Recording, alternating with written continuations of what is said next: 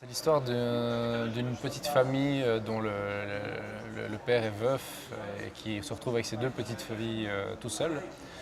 Et ils héritent d'un étrange manoir. Et en allant visiter ce manoir,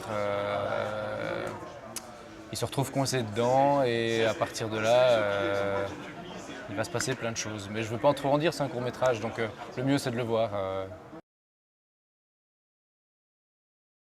Bon, effectivement, il y a beaucoup de choses. La marionnette en particulier, c'était une envie d'avoir pas des effets qui soient uniquement numériques, parce que j'avais envie de quelque chose d'un petit peu plus vivant. Donc on a travaillé avec l'atelier Double FX à Paris, Jérémy Buret de Caravita.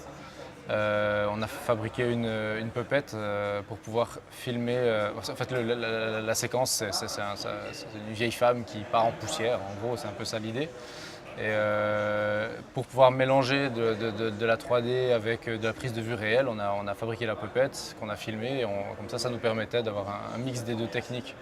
Et du coup que les fesses passent mieux que si c'était de la full 3D qui aurait coûté un prix de dingue. Là, c'était un peu de la bidouille, sans être de la bidouille parce que c'était très très pro, mais enfin voilà.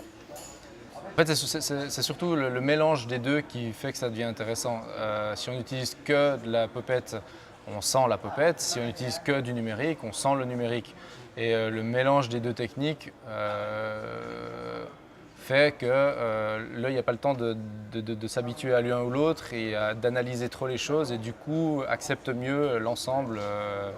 Voilà, en tout cas, c'est ce qu'on a cherché à faire. Je ne sais pas si c'est réussi ou pas, c'était un peu l'objectif en tout cas. Oui, je travaille avec l'orchestre symphonique de la WDR de Cologne. Ça, c'était un truc de fou. Enfin, j'ai eu un gros coup de bol sur le départ. Je suis tombé sur une petite annonce d'Olivier Militon, qui est un compositeur de musique de film, qu'à ce moment-là, je ne le connaissais pas. Et qui disait, une petite annonce toute simple sur Internet, qui disait j'ai gagné un concours international de musique de film en Allemagne. Et mon prix, c'est une journée d'enregistrement avec l'orchestre symphonique de la WDR de Cologne. Et donc il disait, voilà, j'ai pas de projet, j'en cherche. Et donc c'est juste un truc de malade. Donc j'ai constitué un dossier très rapidement, je lui ai envoyé, je crois qu'il en a reçu plus de 250. 3 jours après, il me rappelait. Déjà, j'étais super content. Il est venu à Paris, on s'est rencontrés. Évidemment, ce que j'oublie souvent de dire, c'est que j'ai évidemment été écouter ce qu'il faisait. C'était une chose d'avoir accès à l'orchestre. Si lui, il n'était pas bon, voilà. En l'occurrence, j'ai été écouter son site, j'ai écouté ses démos et tout ça. C'est un excellent compositeur. J'ai beaucoup aimé ce qu'il faisait. L'univers correspondait à ce que je cherchais en plus. Et donc, on a décidé de travailler ensemble. Et donc, via cette collaboration, j'ai eu accès à l'orchestre symphonique. Et ça, c'était incroyable, c'était génial. Combien de jours Une demi-journée. Une demi-journée d'enregistrement pour tout le film. En fait, c'est des pros, c'est un orchestre dédié à la musique de cinéma.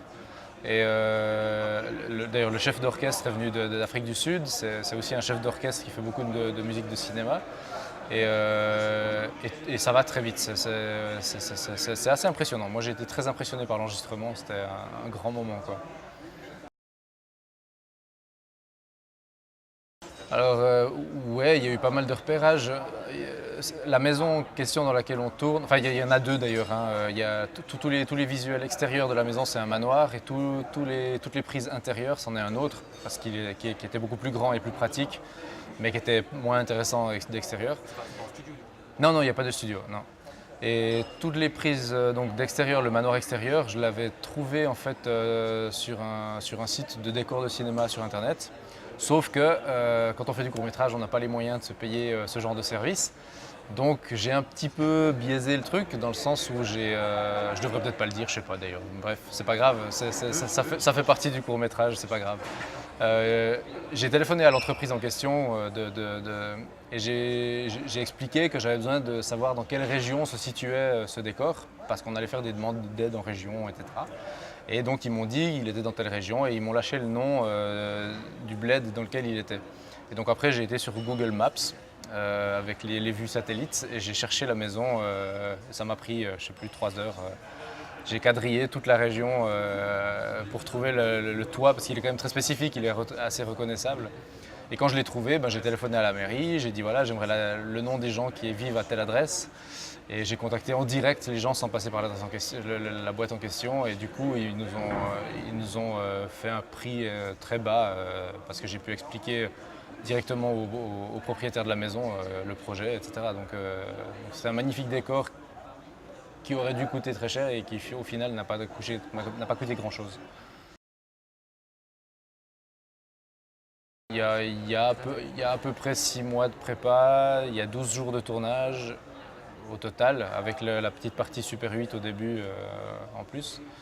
Et à peu près 6 mois de post-prod de nouveau derrière. Donc, un peu plus d'une année, une année et demie de travail en tout, je pense, à peu près. Il y a une toute jeune boîte de production qui a démarré la boîte de production avec ce projet. Donc pour moi, c'est mon premier film, c'était aussi le premier film de la boîte de prod. Du coup, c'était forcément très compliqué parce qu'on n'était pas connus, ni eux ni moi.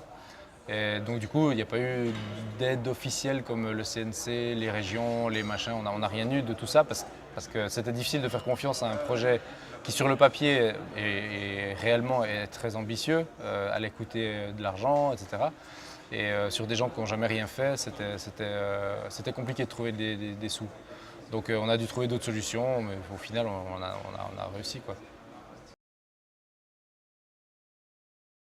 Là, je suis en préparation d'un prochain cours avec Full Dawa Production. Je change de boîte de prod pour la simple et bonne raison que ma boîte avec qui j'ai fait l'héritage, malheureusement, arrête. Donc elle a fait juste ce film et elle arrête. Pour plein de bonnes raisons, hein. Bref, que je ne développerai pas. Et donc là, je travaille sur mon prochain cours avec Full Dawa Production, en coproduction avec Point Prod en Suisse. Donc c'est de nouveau une coproduction franco-suisse. Et donc par contre, c'est un film complètement différent. C'est pas du tout un film de genre, c'est deux personnes âgées dans un salon qui discutent de leur vie et qui remettent en question toute leur vie. Et donc c'est un huis clos. Je voulais faire un film en fait où l'héritage, c'est un film d'image. Moi je viens de l'image, c'est quelque chose qui me parle. J'ai l'impression que je peux me cacher derrière le fait de faire des belles images. Voilà. Mon prochain film, je vais me mettre beaucoup plus à poil parce que, en gros, si les comédiens sont pas bons ou si ma mise en scène n'est pas bonne, le film sera raté parce qu'il n'y aura rien pour me raccrocher aux branches. Et ça m'intéresse beaucoup. C'est pour ça que je l'ai écrit, en fait. Je voulais être confronté à la direction d'acteurs de façon beaucoup plus franche. Voilà.